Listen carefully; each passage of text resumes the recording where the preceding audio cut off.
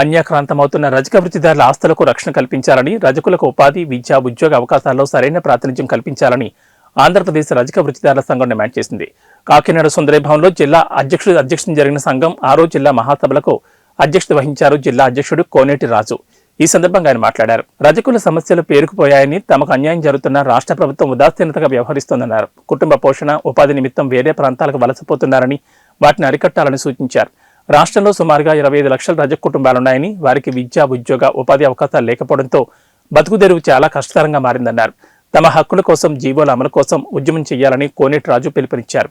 సమావేశంలో రాష్ట్ర కార్యదర్శి మున్నూరు భాస్కరయ్య, పశ్చిమ గోదావరి జిల్లా అధ్యక్షులు మడక రాజు, రజక నాయకులు కాకినాడ రామారావు, కె నాగేశ్వరరావు, కె మాణిక్యం, ఎవడి మెంటారావు తదితరులు పాల్గొన్నారు. మున్నూరు భాస్కరయ్య, ఆంధ్రప్రదేశ్ రజక వృత్తిదారుల సంఘం రాష్ట్ర ప్రధాన కార్యదర్శిని.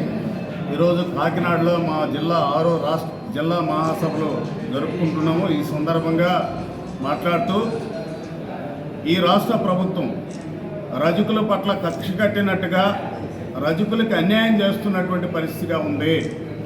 5 సంవత్సరాలు పూర్తిగా వచ్చి మళ్ళా ఎన్నికల్లోకి వస్తున్నటువంటి వైఎస్ఆర్ ప్రభుత్వం, జగన్మోహన్ రెడ్డి ముఖ్యమంత్రి గారు మాకున్నటువంటి అనేక జిల్లాల్లో చెరువులు, వృత్తిపైన ఆధారపడేటువంటి చెరువులు, గుంటలు, స్థలాల్ని లాగేసుకుంటూ వేరే కట్టడాలకు ఉపయోగపడుతుంది. ఇది దుర్మార్గమైన విషయం. ఈ విషయాన్ని మేము మంత్రి గారి దృష్టికి, ప్రిన్సిపల్ సెక్రటరీకి ఆల్రెడీ ప్రభుత్వ దృష్టికి తీసుకుపోయాము. అనేక ఆందోళన చేసాము. అయినా కూడా ఆ ప్రక్రియ మానడం లేదు అధికారులు కానీ, ప్రభుత్వం కానీ. ఇది అన్యాయం అని మేము ఈ సందర్భంగా ఖండిస్తున్నాం. ఒకటి. రెండోది, ఇప్పటి వరకు ఈ రాష్ట్రంలో వచ్చినటువంటి ఈ ప్రభుత్వం 5 సంవత్సరాల కాలంలో అనేక దగ్గర, అనేక ప్రాంతాల్లో మా రజకుల పట్ల దాడులు, మహిళల పట్ల అత్యాచారాలు కొనసాగుతున్నాయి.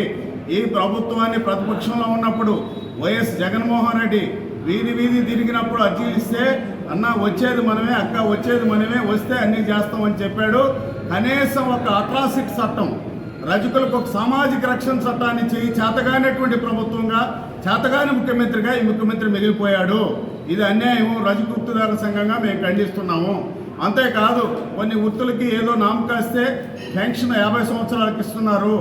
50 సంవత్సరాలకి రజక వృత్తిదారులుగా ఉన్నటువంటి వాళ్ళకి అనేక మంది ఈరోజు వృత్తిలో ఉన్నటువంటి వాళ్ళు, ఇస్త్రీ చేసేవాళ్ళు, బట్టల బొలివేవాళ్ళు అనేక వ్యాధులకు గురవుతున్నటువంటి పరిస్థితి మా సోదరులు. ఈరోజు ఇస్త్రీ చేసేటప్పుడు కడుపులో కుక్కర మీద ఎట్ట గిన్నె ఉడకద్దో అట్ట ఉడుకుతుంటాయి పేగులు.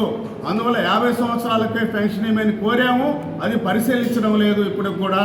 అంతేకాదు సోదరులారా, ఈరోజు రాష్ట్రంలో అనేక డిపార్ట్మెంట్లో గతంలో ఉన్నటువంటి ప్రభుత్వం కూడా చేయలే, అనేక సార్లు తిరిగాం మేము.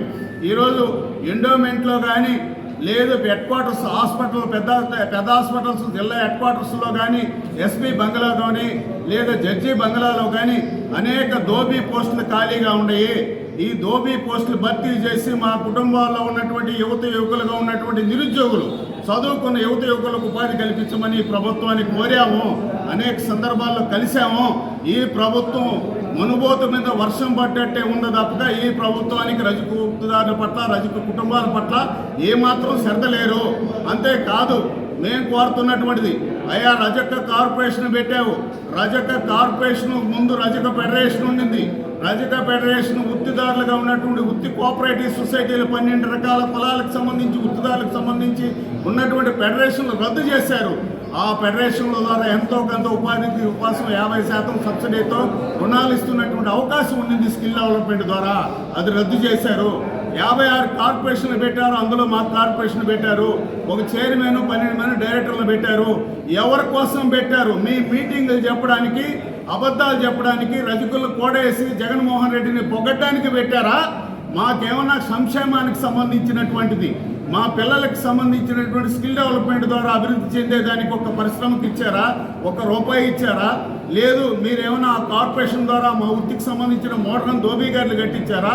మోడరేకన్నా ఏమైనా వృత్తిలో వచ్చినటువంటి మిషనరీ ఇచ్చారా? మాకెవరికైనా ₹1 ఇచ్చారా? దేనికి కార్పొరేషన్ పెట్టారో జగన్మోహన్ రెడ్డి గారు చెప్పాలి. కోనేటి రాజు, ఆంధ్రప్రదేశ్ రజక వృత్తిదారుల సంఘం జిల్లా ప్రెసిడెంట్గా పనిచేస్తూ ఉన్నాను. అయితే ఈరోజు మరి రజక వృత్తిదారుల 6వ మహాసభ కాకినాడ సుందరీభవనంలో జరుపుకుంటూ ఉన్నాం.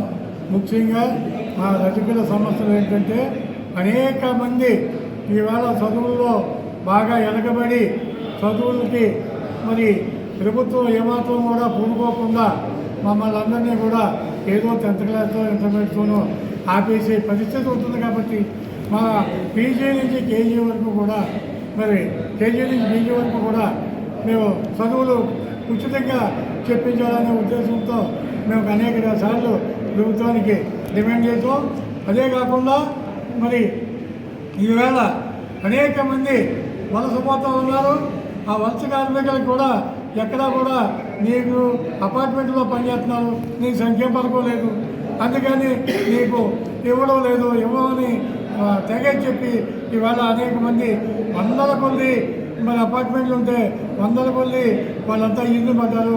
అందుకని ఏంటంటే ఈ సమస్యలన్నీ కూడా మరి మా పేరుకుపోతూ ఉన్నాయి. కాబట్టి ఈ రజక వృత్తిదారులందరినీ కూడా మరి గత వైభవం కావాలంటే ఖచ్చితంగా మా అందరికీ కూడా మరి చెరువులకి పర్మనెంట్ పట్టాలు ఇవ్వాలి, అలాగే డోబీ పోస్టులు భర్తీ చేయాలి. అలాగే ఇప్పుడు సంక్షేమ హాస్టల్లో మరి చాలామంది మరి చదువుకోవడానికి అనుకూలంగా ఉన్నారు. ఆ హాస్టల్లో కూడా అవకాశాలు కల్పించి మా రజకూర్చుని ఇక్కడ కాపాడాలంటే ఇవన్నీ కూడా మాకు ప్రోత్సహించి ప్రభుత్వం ఆదుకోవాలని ఆంధ్రప్రదేశ్ రజకూర్చుదారులు మేము కోరుకుంటాం. ప్రదర్శనని పెట్టడమే తప్ప మనం ఒక రజకుల సమస్యలో ఇది ఎలాగ పరిష్కారం చేయాలి, ఎలాగ ఇవ్వాలి అనే దాని మీద ఈ ప్రభుత్వానికి కూడా ఎక్కడ తగ్గిన దాఖలాలు అయితే ఇప్పుడు ముఖ్యంగా చెప్పాలంటే ఈ జగన్మోహన్ రెడ్డి గారు ప్రతిపక్షంలో ఉన్నప్పుడు అన్ని జిల్లాలు తిరిగేది, అన్ని పట్టణాలు తిరిగేది.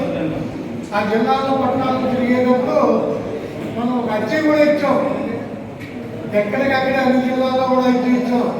అయ్యా జగన్మోహన్ రెడ్డి గారు, మీరు ప్రతిపక్షంలో ఉండి ఈవేళ రోడ్డు మీద తిరుగుతూ ఉన్నారు, కాబట్టి మీరు అధికారంలోకి వస్తే మా రజకుల సమస్యలు మీ పేరుగా ఉన్నాయి, ఈ సమస్యలన్నీ కూడా మీరు పరిష్కరించాలి.